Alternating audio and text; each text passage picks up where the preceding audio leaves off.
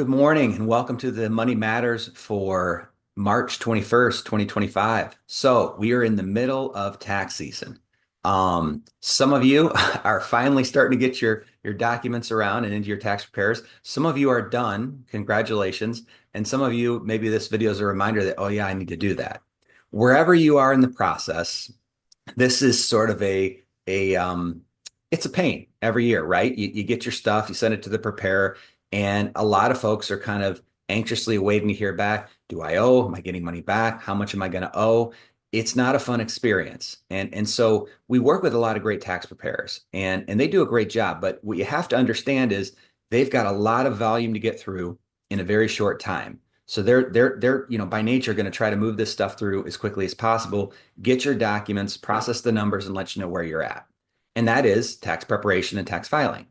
The problem with that is there's often a lot of opportunities to mitigate taxes, to minimize taxes, in some cases to even eliminate taxes that are kind of missed when you're doing this, what I call rear view mirror planning. So, you get the numbers and then they get the numbers and they come back and say, hey, you owe this, you're getting that back.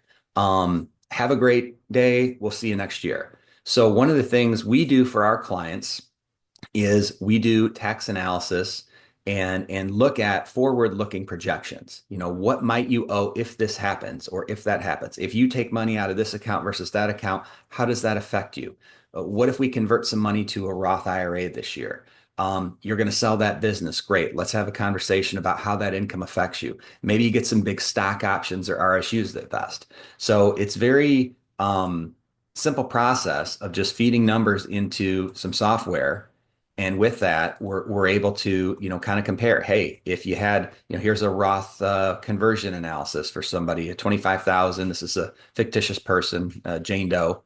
Looking at the difference, that's not much more tax to do that Roth conversion of 25K. It does create about, $4,500. Let's have a discussion about that. Does that make sense? Doesn't it?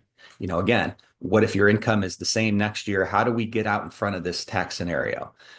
So these are just all kinds of options we can run. Situations change. So we do a lot of this in the third quarter. But, for those of you that maybe have never had this done or, want to be more in the know about what to expect, this is a service we provide to our clients. We'd be happy to, walk you through it. And we always love to gather tax returns and make sure you understand, what you're paying taxes on and how that affects. Because for some of you, up to 45% plus of your income is being taken away. So that's a big lever to pull in terms of mitigation and value. So with that, we are here for you, your family, and your friends. Have a great day and happy tax season.